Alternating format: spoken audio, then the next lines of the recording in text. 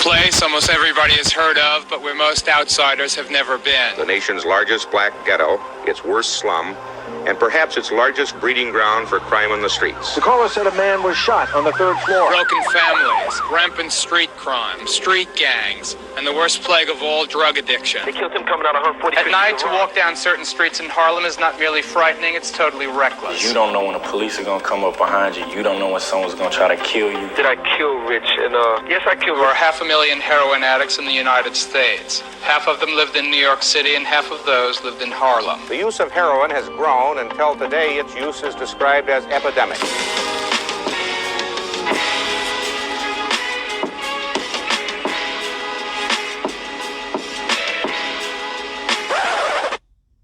Paid in Full is a cult classic that is often quoted on social media and in pop culture. The story of three young men from 1980s Harlem took the world by storm.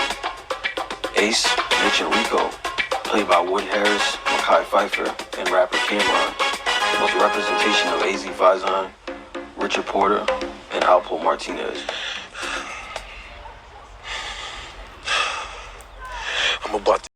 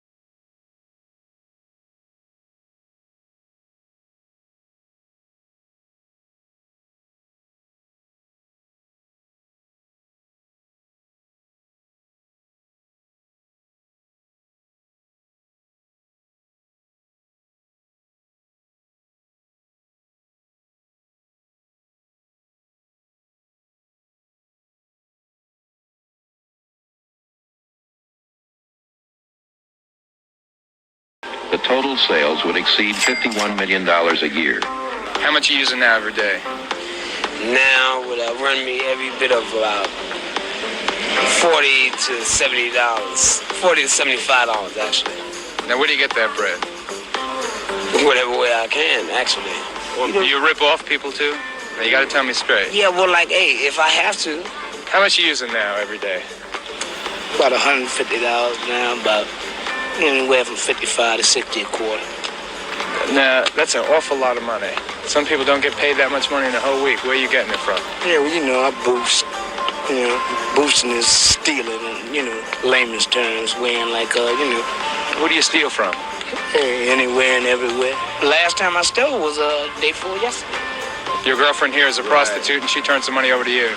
Yes, well, yeah, right. You could say that. Well, how do you feel about that? I don't like it at all. See, now, if I had a job, not no minimum wage, not no McDonald's slinging hamburger type of jobs, a job to where I can get something out of it in the future, I'd probably turn it the other way. But basically, there wasn't, so I felt the only way I can make my money is on the street corner. What do you deal? Anything I can do. Anything I can get some money from. I'm a hustler. So if the money is right, I'm right. How much can you make dealing heroin every week? $5,000. How much do you need to support your own habit? I don't have a habit.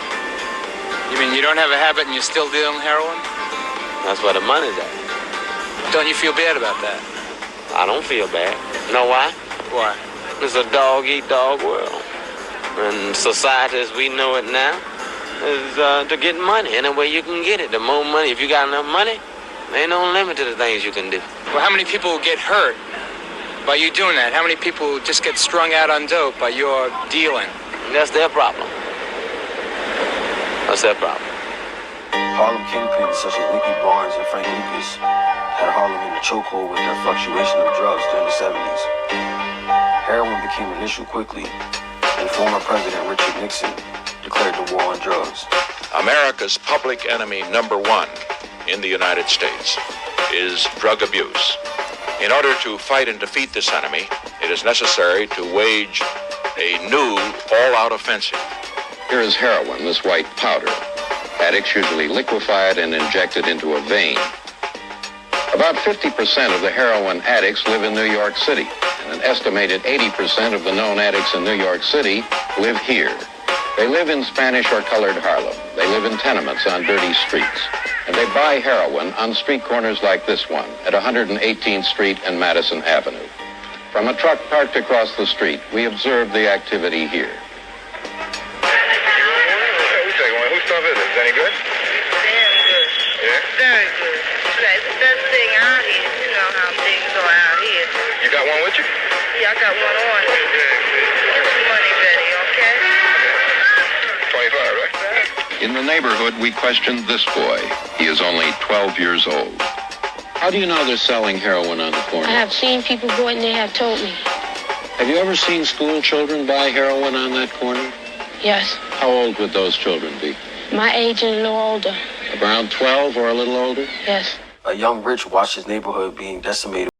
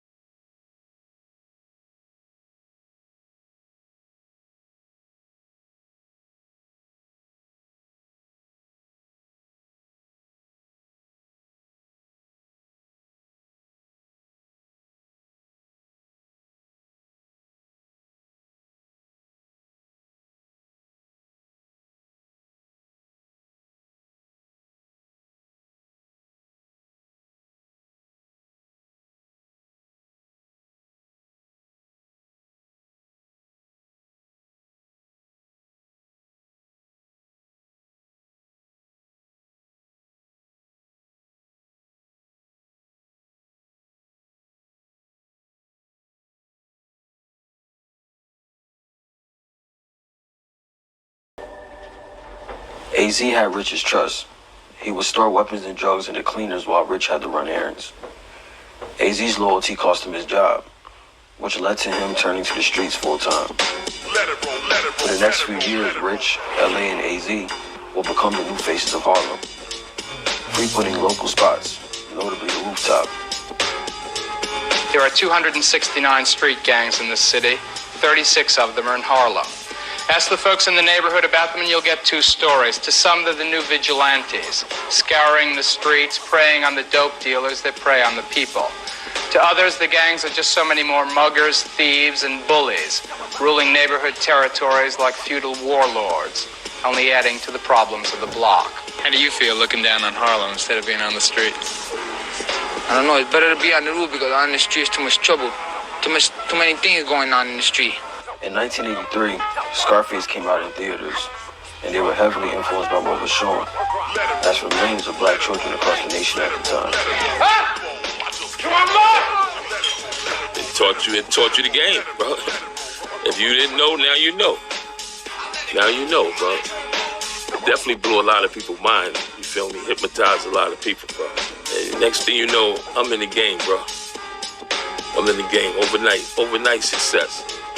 The prices was the best. The material was the best. By this time, AZ was in a relationship with Pat and was now officially in the family because Pat was now pregnant with their first child. So when did you meet AZ yourself? Around that time, I probably was like 14 because I used to take my brother's clothes to the cleaners for him. Was this your first boyfriend? Yes. And you got pregnant in 1983?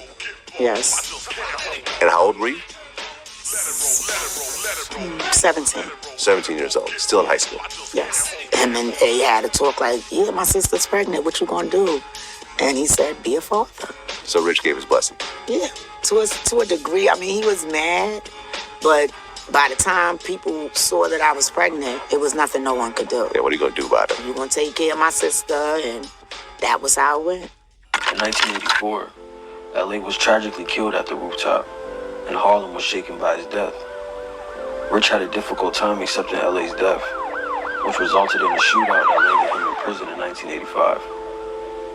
Rich was sentenced to 1 year in prison, and during that time, his connection that was made with Alpo Martinez on the outside would come into play with AZ. AZ was selling pure cocaine in bottles and became wholesale on the streets. I never sold crack a day in my life with straight coke in the bottles, and blew up overnight, bro. Rich would get out of prison in 1986, focused and determined to take over the streets. AZ and Alpo's relationship grew when Rich was in prison, and with Rich back in the fold, Rich, Alpo, and AZ would work together, bringing in millions of dollars in Harlem overnight. Crack cocaine was taking over the neighborhoods, so Rich and Alpo pivoted to increase their profits. AZ stuck to pure cocaine, which is what he knew best. Rich loved cars, clothes, and jewelry. He began to build a reputation of allegedly never wearing the same outfit twice. Although to police he was considered a mid-level dealer, Rich was allegedly making $50,000 a week and up, selling primarily pure cocaine and Ready Rock, which was later named crack by the media. At this time in his life, Rich is a father and the sole provider of his families, and every minute outside counting. When the weather broke and spring came around, Rich and Alpo would buy the same luxury cars and head south to Myrtle Beach, which was a popular vacation spot for New York dealers. Rich never liked leaving Harlem, but Alpo always insisted. Rich would begin to buy homes in New Jersey and also own a condo. The lifestyle was too much to pass up. The fun was short-lived, and trouble came knocking on everyone's door. A year later, in 1987, AZ was shot in the head while heading into his aunt's house in the Bronx where his secret stash was. The caller said a man was shot on the 3rd floor. When the cops got there, the door to apartment 3B was open. AZ was pulled into the apartment by his sister's ex-boyfriend, Kevin Clark, and his associates had AZ's family members tied up. Pressured to open the safe, AZ couldn't focus on the coordinates, which led to him and his family being shot and left for dead. Made them lie on the floor, and then pumped 25 shots into the backs of their heads and From bodies. the room. She called me Junior. You feel me? That's, everybody in my family called me Junior. Junior, don't go with them. Just give them what they want. Just give them everything. She's panicked, yelling and screaming and shit. Leave us alone, yelling. So Kev tell the other two dudes, yo, shut that bitch up. Turn the radio on real loud. I hear gunshots. I panic. Now I'm in the bathroom. And Kev watching me with the gun. I start tussling with him, trying to get up out of there. And I almost had the dude. Almost had the gun. His man come out the room and put the gun to my forehead. And I watched him pull the trigger.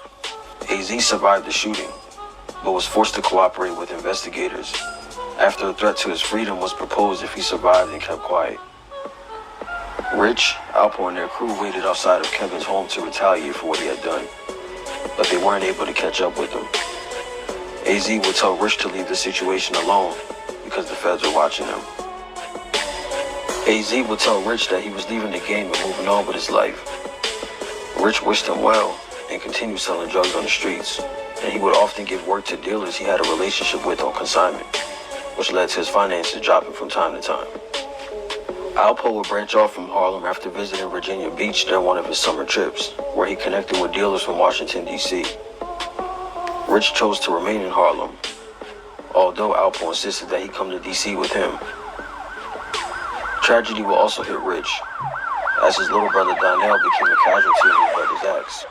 On December 5th, 1989, Donnell Porter was walking to school when he was kidnapped by his Uncle Johnny, aka Apple Porter, and held for ransom. Apple didn't act alone. His accomplice was the infamous Clarence Preacher Heatley. Him and Rich had an understanding because of Apple being Richard's nephew, and Richard paid him like $10,000 before he came home or something to kill this kid Sean Moe. They killed him coming out of 145th Street Garage in St. Nick. Okay. So him and Rich had that situation, and then he was right around the corner. Preacher and Apple demanded $500,000 from Rich in exchange for Donnell. Apple set up the kidnapping and involved Preacher, who allegedly declined to join but later gave in. For days at a time, Preacher got in contact with the Porters, remaining anonymous, and was giving instructions on what to do. Rich's money was tied up in the streets, and he didn't have the $500,000 to get Donnell back. By this time, Rich is working with Richard Fritz Simmons, known as the Consignment King in Harlem. Fritz had a direct connection to the Colombians and gave Rich 30 kilos to get the money for Donnell. Rich then began to gather up his crew and sell enough cocaine to get the $500,000 quickly. Kevin Childs, a boss in Harlem in his own right, offered to assist Rich in getting the money he needed. Together they worked as quickly as possible. The Porters were notified and told to go to the McDonald's on 125th Street and to enter the bathroom where they would find a cup with something in it. After following those instructions, what was found was Donnell's right index finger with 2 rings he was wearing. After authorities were notified by Pat, the feds put a tap on the Porter's phone in an attempt to locate the kidnapper's whereabouts. As a result of Donnell's injury, a note was passed to the Porters informing them that Donnell needed medical attention. Because of this, the ransom was lowered to $350,000. A few weeks went by, and matters would get even worse for the Porter family. On January 3rd, 1990, Rich was found dead in Orchard Beach, located in the Bronx. Alpo was the mastermind behind the murder, which he did with a man from D.C. who went by Big Head Gary. The question is, did I have anything did I kill Rich? Yeah. Yes. Yeah? Yes, sir. Yes, sir. I killed Rich. How'd that come about? You just put, because everything on the street said that a limousine pulled up. Huh? A limousine pulled up and put Richard in the car or something like that. That's what they said? Yeah. No. That's what that didn't happen. That's for them to see later on, Antoine. That didn't happen, Antoine. Okay. That didn't happen. But I know the thing is, did I kill Rich? And yes, I killed Rich. Why did I kill him? It wasn't personal. It was business. I'm gonna tell you this, because Rich, he was lying to me about something that there was no reason to lie to me about, and in my mind, it just told me that if this little bit of money can come between what I thought was a wonderful relationship and a friendship, then no telling what you might sell me down the line for. And I gave him the opportunity to tell me the truth, not once but twice. So when I already came with the plan with my little man, and like, yo, if he lied to me, we just gonna do what we need to do. And that's what happened. Did I kill the little brother? No, I did. That was, you know who that was, right? Right. You know who that was? Right. They said it was Preacher. No, they didn't. That's who it was. They got not just Preacher, but Richard's uncle Alpo. Right. They did that. And what made it seem like I had something to do with it is because where I left Richard, the boy's body was found almost in that same whole City Island area. Now, they said you carried the body all the way from Harlem to City Island? Yeah. You wasn't afraid? No. I mean, once that first murder, once you take care of that first murder in your life, it's like really, and not that this is a good thing that I'm saying, but once you do it once, it's like everything else is. No, I wasn't afraid. No, the answer to that, no, I wasn't afraid. I mean, I was doing what I had to do, Antoine. Okay. Definitely got killed in that area, and his body was definitely taken up to around City Island. Richard never seen it coming, really. He couldn't have scratched my neck because I was the driver, and my little man took care of everything else. A few weeks later, Donnell's body was found wrapped up in plastic bags, and the news made national headlines, as the feds assumed Donnell's death had something to do with Rich's. Donnell passed away from blunt force trauma. Immediately after both bodies were found, funeral arrangements were set in stone, and Harlem was mourning heavily. Alpo and Preacher showed up to Donnell's funeral, and Velma Porter followed her instincts and accused Preacher of being involved in front of those attending. As for Rich, Alpo was the first person there at his viewing, signing the guest book with his name Alpo in big letters. Alpo looked at Rich's murder as simply business, but many believed it was much more than that. One day, AZ was at a restaurant, and Alpo walked in and saw him. It was already known that Alpo was the prime suspect in Rich's murder, and that truthful accusation scared Alpo. Alpo asked AZ if the Porters truly believed he had something to do with Rich's murder, and that $50,000 to each of them will make the accusations go away. AZ will go on and start Mob Style, a Harlem-based rap group which was on the verge of success. And today he mentors youth and encourages young inner-city children to stay legit and strive for an education. Alpo and Preacher were soon arrested and brought to trial for their crimes. Preacher's case was the beginning of a much larger trial, in which Preacher cooperated with the government against his own crew and family. Alpo confessed to his role in the murder of Donnell and was sent to prison as well. Preacher is serving a life sentence, and Alpo was released from prison in 2018. Alpo will make his way to DC permanently, where he will become infamous in the nation's capital and cement his controversial legacy forever.